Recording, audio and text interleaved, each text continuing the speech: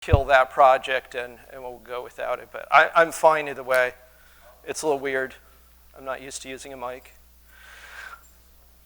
All right, so good morning. I'm Lauren. If you haven't met me before, I recruited Clayton to be passing around a sheet that you can use this week, and then also can fill in some additional things if you'd like in future weeks as we continue to work through the book of Judges.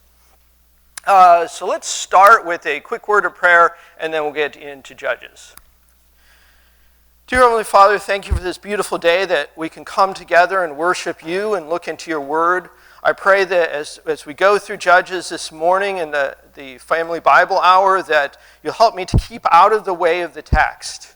And also help those who are down the hall working with the teens and the junior kids, and also Pastor and Brent Howard as he's bringing a presentation this morning, and be with him and bless this day for your use. In Jesus' name, amen. All right, so last week we started into the book of Judges. That wasn't the slide I was expecting.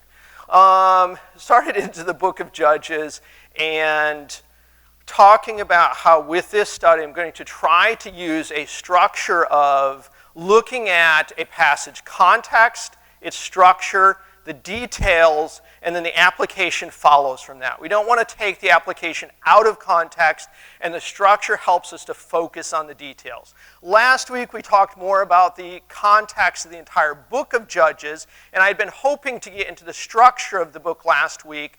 That's going to be this week, along with, hopefully if we have time, into the specific details of the first part of the book of Judges, Judges chapter 1 through chapter 2, verse 5. So first, a little bit about some literary structures that are used commonly in the Bible.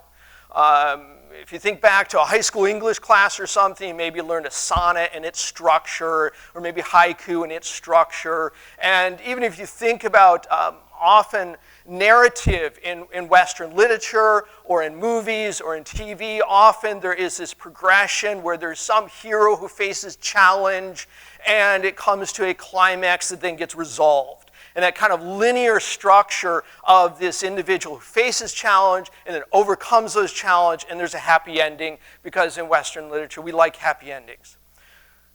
That's not necessarily the structure that's used in writings from the Middle and Near East. They tend to be more based on parallel structures and rings and circular structure than in this linear structure. And Judges very much is this non-linear structure that does not have this chronological linear progression. Instead, it uses parallelism to highlight themes that God is wanting us to learn. So parallelism, there's different forms of it. The most basic and the most simple is more often used in poetry and doesn't show up a lot in Judges. But it's an example of that. Basically, the passage or the verses are structured where something is stated, say theme A, and then it's restated in a stronger format or a contrasting format in the second part of the verse. So for example, I'm going to jump into Habakkuk quickly since I did that a month or so ago.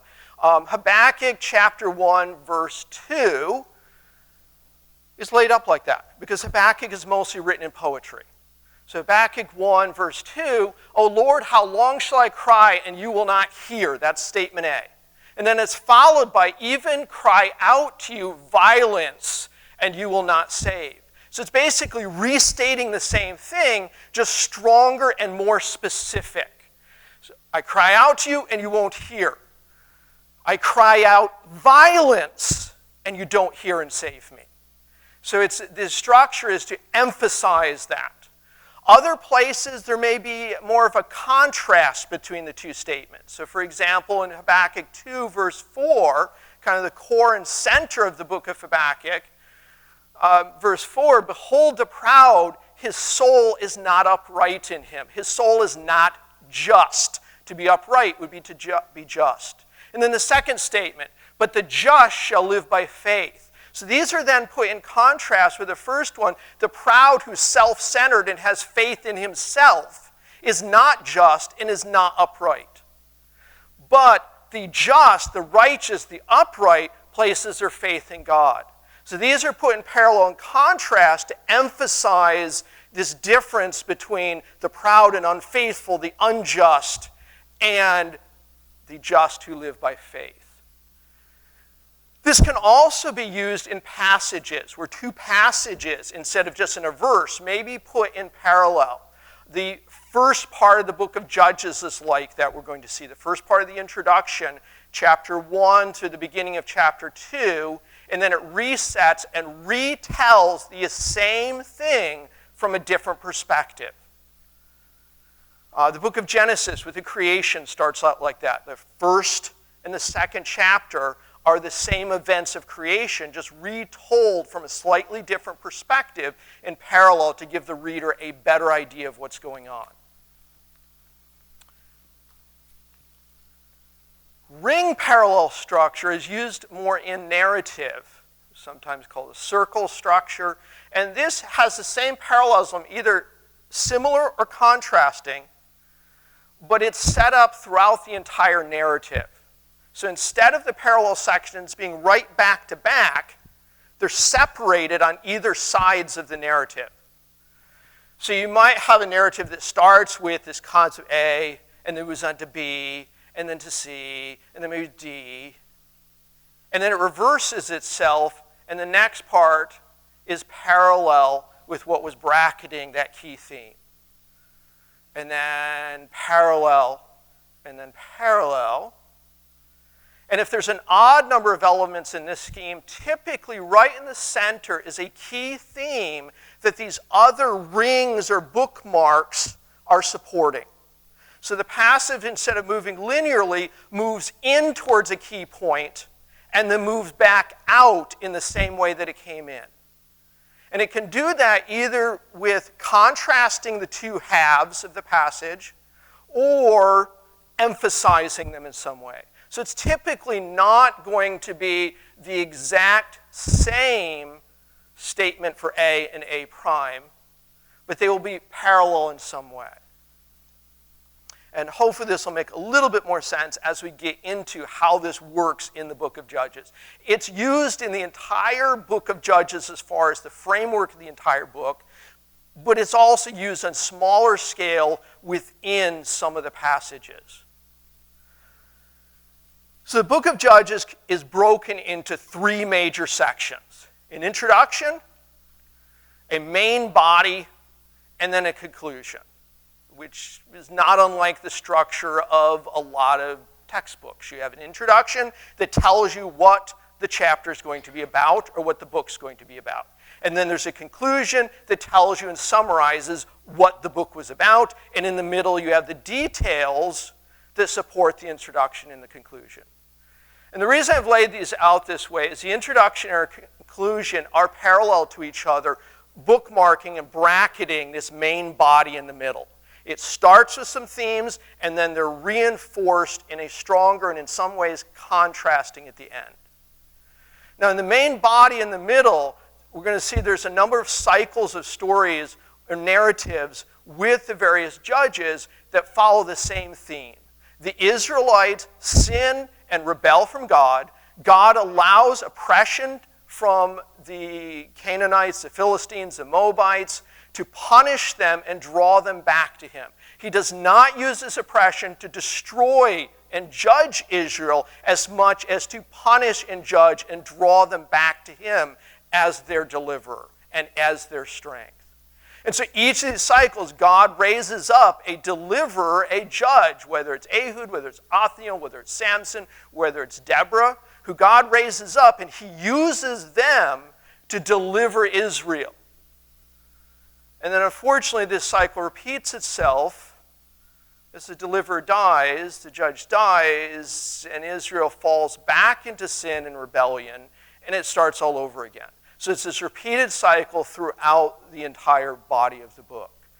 And really, in some ways, this cycle of sin, oppression, and deliverance is kind of the main theme of the Bible. If you think about the most fundamental message of the Bible, the gospel, humankind sinned and fell, and because of that, we're oppressed with physical death, and spiritual death, the separation from God, and it's God sending Jesus Christ as the deliverer that allows us to be free from this oppression of sin. It's just in that case, because the deliverer is God himself, the cycle can stop. It doesn't need to continue because the deliverer is a perfect deliverer. Where none of these judges that we're going to see are perfect deliverers, and in some cases, they're really bad deliverers. So the introduction is broken into two sections and two parts. The conclusion is broken into two sections and two parts. The first part of the introduction is mirrored and paralleled in the last part of the conclusion.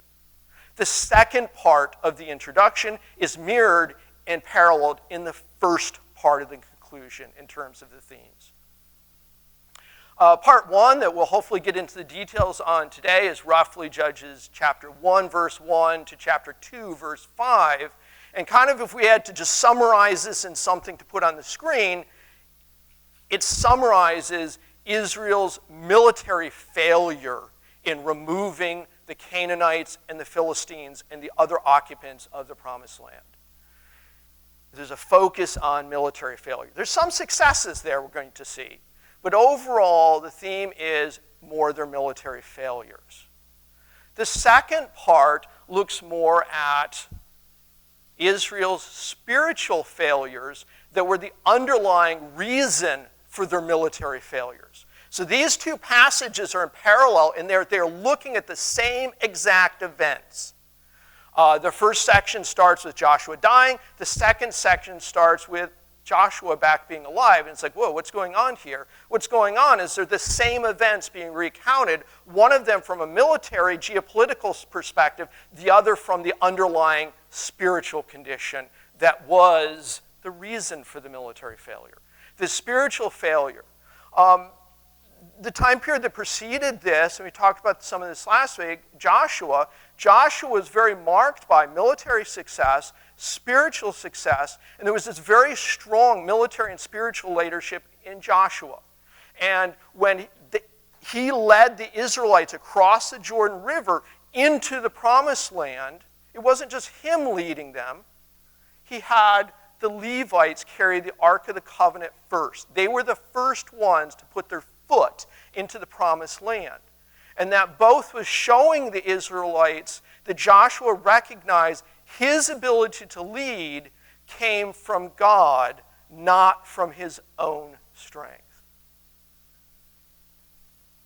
Jericho, the battle at Jericho. Who leads around Jericho?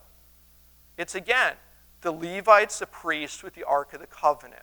Throughout the book of Joshua, there is this very strong spiritual leadership that is present both with Joshua and him working closely with the Levites, the spiritual leaders of Israel. In Judges, we're not going to see that spiritual leadership as much. And right from the start, in the introduction, the Levites are pretty much absent. There's this absence of spiritual leadership. And that spiritual failure leads to this military failure and eventually to moral failure. And if we want to summarize that first introduction, the big theme there is failure to remove Canaanite influence. In the first half, failure to remove the Canaanite influence militarily, and also failure to remove the idolatrous Baal worship of the Canaanites' spiritual condition. I'm going to come back to the structure of the body in a moment, skipping to the conclusion because that's in parallel with the introduction.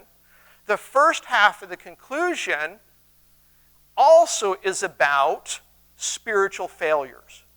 But here it's much stronger and it's much worse in that it's not just an absence of spiritual leadership, it is corrupt spiritual leadership. Some of the spiritual failings in this part of the conclusion are actively driven by the Levites, by those who should have been closest to God, who should have been the spiritual leadership. So there's this shift that it's even worse by the end. It's this downward spiral, and it's a lack of spiritual leadership. To the end, it's spiritual leadership that is corrupt. And that leads to the conclusion of Judges, which when we get there is one of the most horrifying and terrifying passages in the Bible. This now, like the first part, there's military failure. But in this case, it's in terms of civil war, the Israelites destroying themselves. But more than that, there's this complete and utter moral failure because of the corrupt spiritual nature of the people of Israel at that point. And kind of the theme here in the conclusion is not just a failure to remove the Canaanite influence, but an adoption of the Canaanite ways. At this point, the Israelites haven't just allowed the Canaanites to stay within the promised land and allowed that influence to be there. They have adopted the Canaanite ways. And in adopting the Canaanite ways, in many ways in this final passage, the Israelites are starting to out-evil the Canaanites in many ways. Now, despite this progression throughout the book, we still see, even though Israel is unfaithful, God is still faithful to preserve them and not to utterly wipe them out and destroy them because he loves Israel. So with the body, the different ways to break up the body, use a way that I picked up from a number of different authors that breaks up the body into 7 narratives, basically following 6 of the major judges. There are 12 judges named in the book of Judges, 6 major judges, and 6 minor judges. It's not really that the major judges were better, so they made it into the major leagues, and the minor judges, just their batting average wasn't good enough, so they didn't make it into the major leagues. It was that the minor judges, there's very little written about them. The major judges, there's much more written about them. And an interesting thing with the structure, as we go through, the amount of verses, the amount of chapters gets more as the evil gets more. The introduction and the first few judges are actually fairly short compared to the later judges in the conclusions. I look at it a little bit, I teach. When I grade, I find an assignment that's handed in that is well done, I can go through very, very fast. An assignment that is not well done takes much longer for me to go through and instruct the student on their failings and what they need to improve. The same thing we see in Judges. As things spiral down and get worse, the number of chapters increases, not because there needs to be a focus on that, but to correct those problems, they need to be brought to attention. So going through the 7 divisions here, Othniel, the first judge we'll be seeing fairly soon, beginning part of chapter 3. Ehud, the second half of chapter 3, Ehud the assassin. And in each one of these, we'll see the cycle of Israel sinning, being oppressed, and then God raising up a deliverer. And in this case, Othniel is the first deliverer, Ehud is the second deliverer. And between these, there's this period of rest where the land rests, the people rest, or at least in the first half. Third judge, Deborah. And then the center of the book of Judges is Gideon. And Gideon can be broken into 2 halves. And the way this chart is laid out is you're moving across the top, we're moving forward the book away from the introduction. When we hit Gideon, we're circling back towards the conclusion that is in parallel with introduction. So this big circle of the structure. So part 1 of Gideon, very much good, very much a triumph. Part 2, though, Gideon does not end as well as he starts. So part 2 of Gideon, now there's this turning point. The central of a ring structure, the central key part, who in this case is Gideon, often is this turning point, either from bad to good, or in this case, from good to not so good. And it's this turning point. Up to Gideon, Othniel, Ehud, Deborah, and the first part of Gideon, mostly positive in terms of the judge's personal life.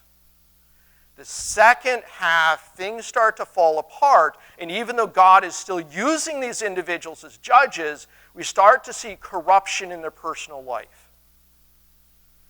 Gideon's legacy is the next section, and that would be Abimelech, one of Gideon's sons. Now, Gideon is, out of these 7 sections, Abimelech is the one where the highlighted individual is not a deliverer or judge. Abimelech is a tyrant who oppresses Israel. In this section, it's highlighting this shift or this turn from mostly good judges to not so good, with Gideon's legacy being very bad. Gideon starts strong, ends poorly, and his legacy is very bad. There is no specific judge listed here. Instead, God uses an unnamed woman with an unconventional weapon to end Abimelech's tyranny. Which is kind of interesting because this section's in parallel with Deborah, and in Deborah, there's a woman who uses an unconventional weapon to end General Sisera's oppression of Israel. So Gideon is kind of bracketed by these 2 accounts that central to them are as women using unconventional weapons against the oppressors. And that goes to really highlight, I think the unconventional weapons, we'll talk about that more when we get to them, really highlights that this is not Israel's military might and technology where the deliverance comes from, but the hand of God using whatever tool he wants to use. Abimelech is followed by Jephthah, and Jephthah is kind of this rogue whose personal life and his theology is just a mess. God uses him to deliver the Israelites, but here we start to strongly see that we should not confuse God using somebody with them being right with God. The goal really should be an individual used by God because they're right with God, not used by God because God has chosen to use them as a tool to further his will despite their disobedience. And then we come to Samson, who's often thought of, especially in popular culture, as this heroic figure. And even though God uses him, and even though he has his physical feats that are very heroic, of all the judges, he's like the most self-centered, the most corrupt, as we're heading in this downward slide from good to not so good. His personal life and his relationship with God is not good. And that then brings us to the conclusion I've talked about. And throughout this, not only is there this cycle of sin, oppression, and deliverance, but each time, each judge, it starts a little lower point. It's this downward spiral or this roller coaster ride that starts kind of in the introduction. It's the goodest it's going to get for Israel in terms of their faithfulness. And then with each succession of sin and deliverance, it's this downward spiral until it hits the conclusion in the end. But despite the judges starting out kind of mostly positive and shifting to more negative, throughout this, despite Israel and their judges' unfaithfulness, God does not destroy Israel. God keeps his promises to Israel to deliver them. I mean, it's just some of the conquest of the promised land gets delayed very much. It won't be completed until King David, where it could have been completed with Judah following in the steps of Joshua. And throughout this, should keep focus on there is this contrast between Israel's unfaithfulness to God and God's faithfulness to deliver Israel. All right, so let's move away from big picture book type of things into the first part of the introduction, the military failure of Israel, and look at its context, structure, details, and a little bit of application. And hopefully we'll have time to make it through that part today. So let's go to Judges 1, verse 1. I'm going to read through these and kind of comment as we go through. Context-wise, this is the introduction, obviously, to the book of Judges. We just talked about that. It's also a bridge. Some of the events in the first introduction to Judges are recounting of events that actually occurred in the book of Joshua. So some of the passage, we're not going to look at that in the interest of time, but some of the verses in this first section of Judges are word for word right out of the book of Joshua. Because this introduction serves both as an introduction to the book of Judges, but also this bridge of where the Israelites were with Joshua and where they are now going into the period of the Judges. The structure of this is somewhat parallel in that the first part, and we'll start in Judges chapter 1, verse 1. Now after the death of Joshua, it came to pass that the children of Israel asked the Lord, saying, "Who shall be first to go up against us, against the Canaanites, to fight against them?" And the Lord said, "Judah shall go up. Indeed, I have delivered the land into his hand." So the first part of this passage is God meeting with the Israelites and the Israelites asking God who should go up first. So a good start. Military conquest into the promised land needs to start with consulting to God, and he tells them, Judah. Now that Joshua is no longer in the picture as the leader, God does not appoint at this point a specific individual. He chooses an entire tribe, Judah. It says, Judah, it is your duty to carry on from where Joshua left over. You lead the Israelites in the further conquest of the promised land. In Joshua, they got their foot in the door, they established some victories, but they have not yet cleared all of the Canaanites and the Philistines and the Moabites and the Amorites out of the land. And God, in verse 2, emphasizes, "Indeed, I have delivered the land into his hand."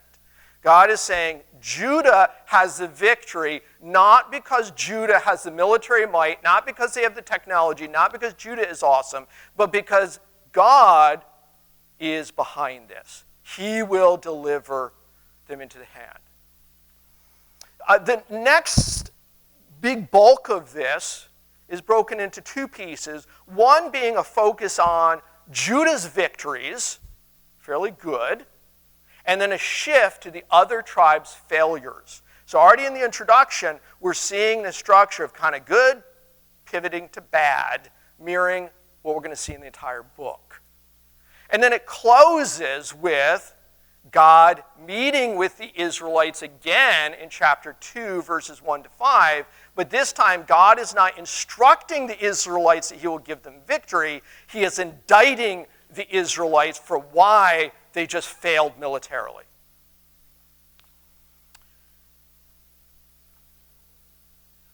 So as we go through verses 3 through 20 here, I'm going to go through this as far as there's a lot of, if you've read this, there are a number of cities that are mentioned and such. So because of that, I'm going to pop up a little map here to kind of put these into geographical context to see the geography of what's going on with this. I think that can be helpful. And whenever thinking of the geography of Israel to orient yourself, you always want to remember the raisin, the rope, and the peanut. Better known as the Sea of Galilee, the Jordan River, and the Dead Sea. Now, I can't take claim for this. I have to give credit where this is due. Back in the late 90s, I was home for college. My sister was home for college, and her Bible group at SUNY Binghamton had a guest speaker who happened to be a pastor at Brooktondale Baptist Church not far from where we were living in Newfield. And she's like, our friends Jason and Luke are going there, and I heard this guy speak at our Bible group. We have to go and visit. You have to hear him speak.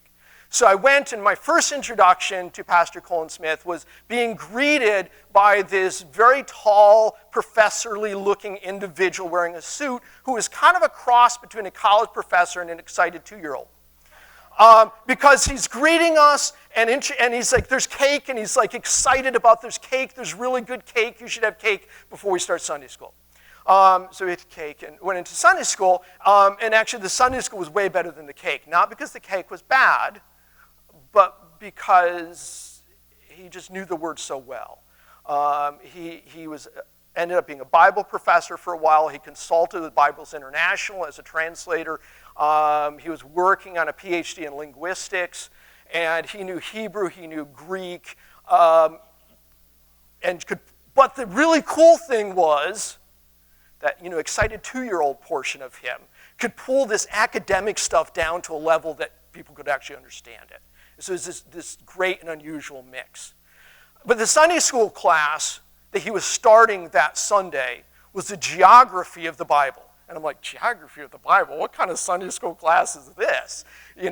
And he started with the raisin, the rope, and the peanut, and it was actually a fantastic Sunday school unit. And his point with the geography was, if you're looking at news, like if you're reading news online, you're reading in a newspaper, if you still read newspapers, if you can find one, and you're reading about something that happened in Wampsville, because you're familiar with Wampsville, it has greater meaning than if the same thing were to happen somewhere in the country or the world that you're not familiar with.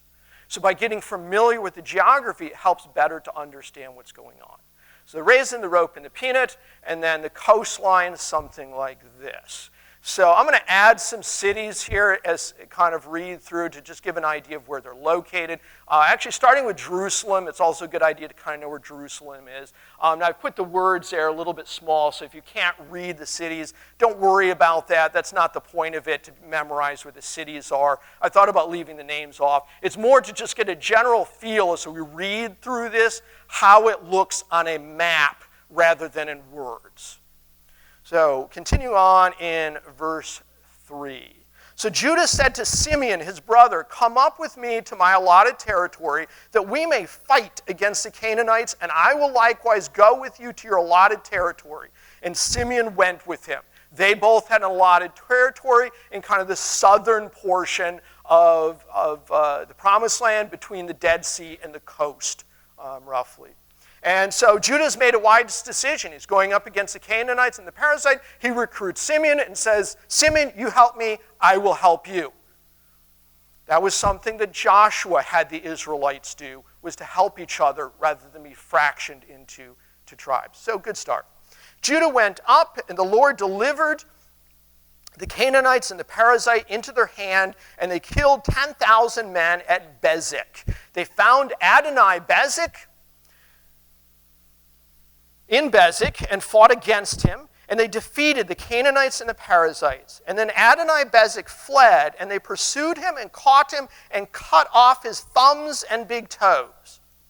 And Adoni-Bezek said, 70 kings with their thumbs and big toes cut off, used to gather scraps under my table as I have done. So God has repaid me. And then they brought him to Jerusalem, and there he died. So even Adoni-Bezek, who Adonai, it's a title, he'd be the Lord of Bezek, the ruler, the tribal leader of Bezek. Even he recognizes that his defeat was the hand of God, not the hand of Judah. He could even see that.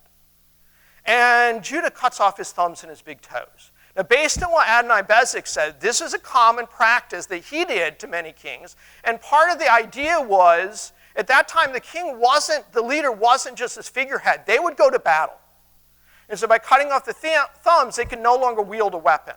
By cutting off their toes, it slowed them down. They couldn't run. So it was incapacitating them. The other thing he was also doing, though, was he was humiliating them. It was also partially an act of pride of the conquering army to take the head of the vanquished and cut off their thumbs and toes to say, "Ha ha, you are under our foot. You now are a beggar who is going to have to beg scraps like a dog under my table because I am so great. And hopefully you see a problem with that. That wasn't what God told Israel to do in the Promised Land.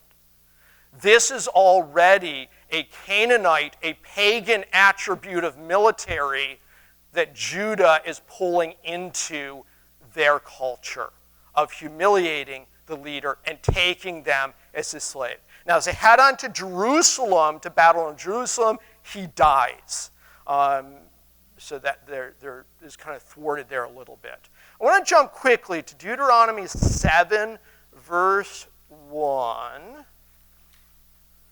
just to highlight what God's commands were to Israel as they entered the Promised Land.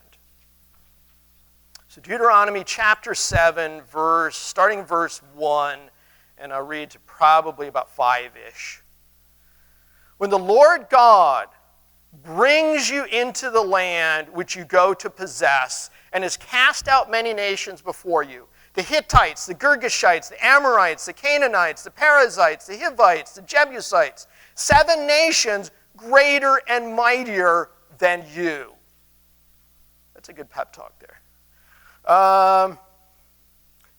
It's not you who is strong, it's God.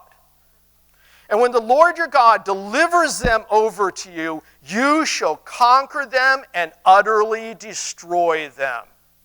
Cutting off the thumbs and toes is not utterly destroying. That's keeping war trophies. You shall make no covenant with them, nor show mercy to them, nor shall you make marriage with them. You shall not give your daughter to their son, nor take their daughter for your son, for they will turn your sons away from following me to serve other gods, and the anger of the Lord will be aroused against you. So let's go back to Judges. That's what Judah was supposed to be doing. And the idea wasn't that God was this evil tyrant who wanted to destroy the people in the land. It was more they needed to be removed so they would not be an evil influence on Israel.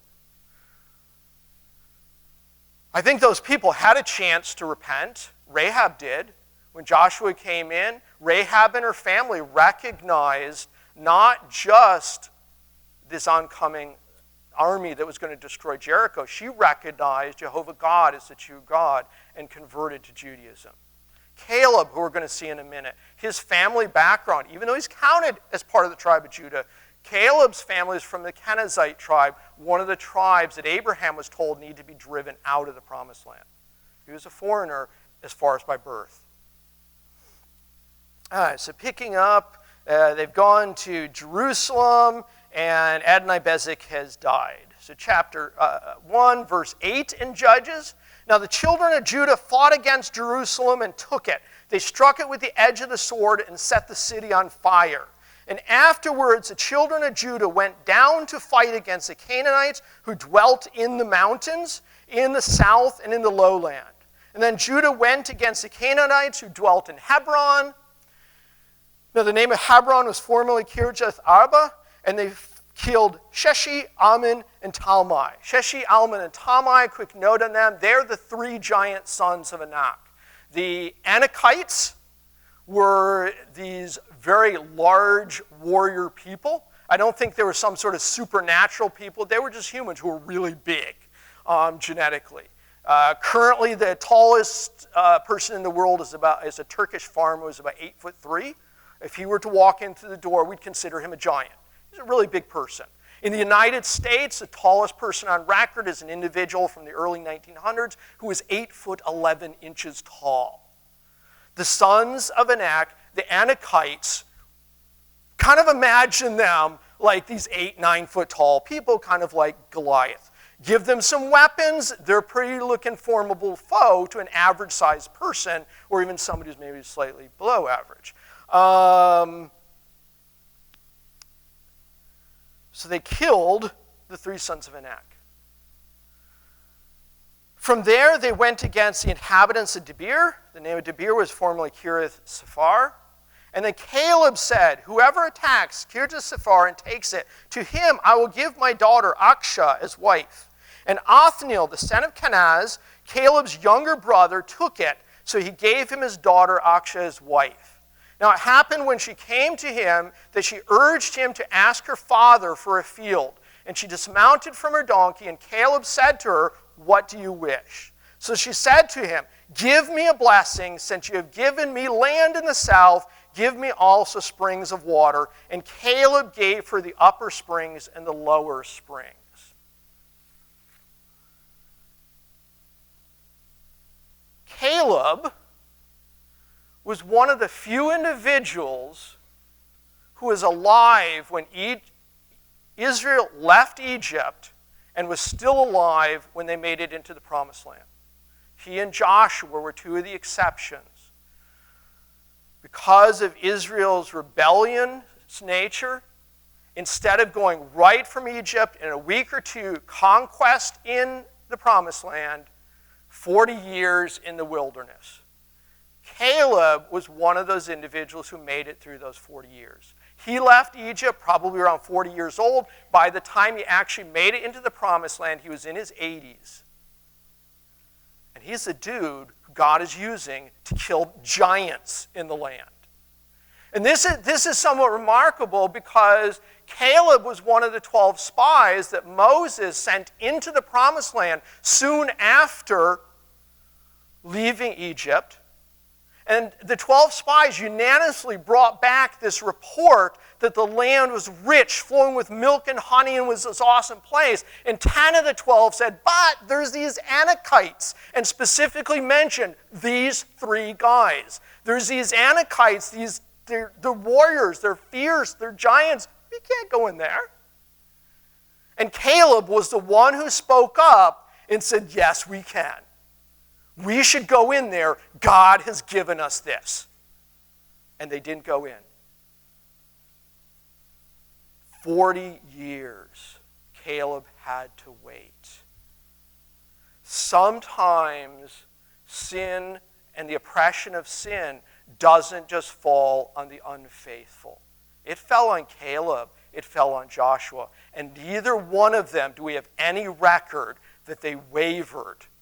40 years later, and at this point, since this is possibly towards the end of Joshua's life or when Joshua is dead, Caleb's got to be over 100. And he's still got that same attitude he did as a young spy. God has given me the giants. Give me that land. I'm going to go kill them. And he did. And then his legacy was to find just as faithful of a husband for his daughter, Aksah. Now, it may seem a little weird. He was trading her for a military victory. But keep in mind, they were a nomadic people. When a daughter married, she went to her husband's family. Being nomadic people, that might mean they might end up a few miles down the road. They might end up 100 miles down the road. They might not see their daughter. They're not going to be able to Snapchat or Facebook or FaceTime their daughter. They may not see her. So they want to have proof that the man who's marrying their daughter is worthy of their daughter. So you had the bride price. And what the bride price was the husband-to-be had to prove himself financially stable by providing a year's worth of wages that he'd been able to save up. An irresponsible person is going to have trouble doing that. It wasn't a perfect system, but it helped as a screening method. Now here, the substitute for the year's worth of work was whoever goes into Debir and takes it over is worthy. And Othniel proves himself to that. And Aksah proves herself to be a worthy bride, and that she recognizes she and her husband and their husband's family have just gotten land. They need water. So she goes to her father and asks for springs of water. And because he cares about it, he gives her that as a dowry, kind of an exchange. And Caleb, Othniel, and Aksah are kind of this bright spot early on of examples of these very faithful individuals. Othniel being the first judge that we're going to see. This is his backstory, basically, as a faithful individual. Now, the children of The Kenite, Moses' father-in-law, went up from the city of palms, that would be Jericho, with the children of Judah into the wilderness of Judah, which lies near Arad. And they went out and dwelt among the people. In the interest of time, we'll keep going. And Judah went with his brother Simeon, and they attacked the Canaanites who inhabited Jephthah and utterly destroyed it. In this passage, that's the only city that they actually followed God's command of utterly destroying it. Picked up, we're in chapter 1, verse 17 of Judges. Yeah, picked up where we left off with Caleb. Sorry about that. And utterly destroyed it. So the name of the city was called Hormah, which means to be utterly destroyed. Also, Judah took Gaza with its territory, Ashkelon with its territory, Ekron with its territory. So the Lord was with Judah, and they drove out the mountaineers, but they could not drive out the inhabitants of the lowland because they had chariots of iron.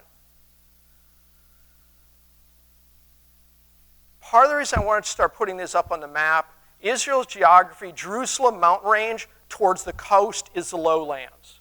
Gaza, Ashkelon, and Ekron, that were just mentioned as victories for Judah, they're in the lowlands. They're not in the mountains. So there seems to be this contradiction between verse 18 and verse 19, where 18 says they took that territory, and 19 said they were unable to take the lowlands. What likely is happening here is Judah took those cities initially, but either because of reinforcements with the chariots, they didn't hold those cities. So at the end of Judah's victories here, we start to see the consequences already of Judah's failure to follow the full destroying that they're supposed to be doing, in that their victory is not total in the lowlands. And these three cities will become 5 of the great cities of the Philistine Empire that they deal with towards the end of the book of Judges. And then reading verse 20, and we're going to end with verse 20. And they gave Hebron to Caleb, as Moses had said, and then he expelled from there the 3 sons of Anak. This is a retelling of what we just read. These are 3 sons of Anak are those giants, and it's emphasizing Caleb expelled them, and by expelled them, he killed them. They weren't coming back. This ends kind of the first part of the introduction. Next time we're going to pick up with the other tribes and their failures. With Judah, we're seeing mostly victories, but starting to fall apart. At verse 21 and following, it falls apart bad. But I am way over time, so I need to stop there. So for next week, we'll continue on in chapter 1 and also read chapter 2, since it's a parallel to the introduction. That we'll get into next week also. We'll close in a quick prayer. Dear Heavenly Father, thank you for this time that we can come together, look at your word, learn something from your word, and hopefully apply it to our lives and rely on you as our deliverer and be faithful to you. In Jesus' name, amen.